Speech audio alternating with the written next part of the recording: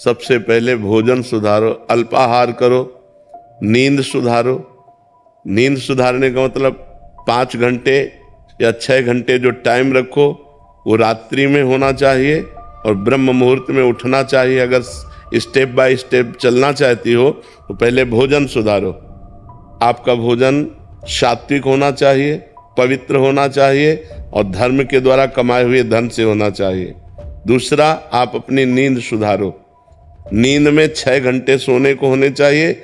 10 बजे से लेकर 4 बजे तक कितना समय हुआ है? हाँ, 4 बजे ठीक ब्रह्म मुहूर्त में उठ जाओ।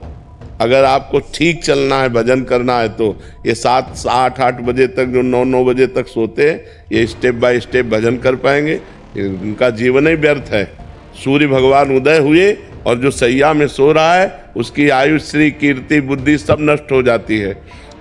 जिसका भोजन ठीक और जिसका शयन ठीक और जबान सुधारो। हर समय नाम जप करो, मौन का आश्रय लो। अगर उत्तर देना है तो उचित शब्दों का उत्तर दो, व्यर्थ की वार्ता ना करो। वाणी संयम में, जिसका सुनना संयम में। हम गंदी बातें न सुने, प्रपंच न सुने, भगवान की लीला कथा सुने, भगवान की चर्चा सुने, संत वाणी सुने, शास्त्रों की वाणी सुने, तो हमारी श्रवण इंद्री पवित्र। जब हमारी एक एक इंद्री पवित्र हो जाएगी तब हमारा मन भगवान में लगने लगेगा। और समस्त शास्त्रों में वर्णन है, नवधा भक्ति से श्रेष्ठ कोई साधना नहीं है। जो श्रवणम, कीर्तनम, स्मरणम, विष्णुपाद सेवनम, अर्चनम, वंदनम, दास्य, सख्य, आत्मसमर्पणम, इससे बढ़कर के कोई श्रेष्ठ भक्ति नहीं है। 9 प्रकार की भक्ति ही प्रेम लक्षणा भक्ति प्रदान करती है। पर हम पहले अपने आचरण सुधारें, हर इंद्री को पवित्र करें। अब जो व्यभिचार करते हैं, गंदी आदतें, गंदे आचरणों में, और वो सोचे कि हम भक्ति का नाटक कर लें, भक्ति नहीं हो सकती।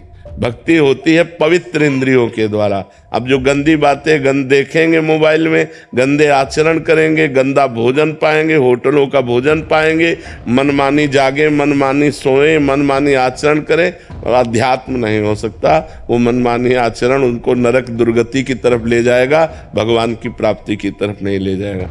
तो इसलिए पहले सुनना ठीक करो, देखना ठीक करो, बोलना ठीक करो, सोना ठीक करो, भोजन ठीक करो, और फिर 9 प्रकार की भगवान की भक्ति को अपने हृदय में धारण करो। भगवान का ही श्रवण, भगवान का ही कीर्तन, भगवान का ही स्मरण, भगवान का ही पूजन। भगवान ही हमारे मित्र हैं, भगवान ही हमारे स्वामी हैं। भगवान को आत्मसमर्पण, अर्चन, वंदन, इसी से भगवत प्रेम प्राप्त हो जाता है।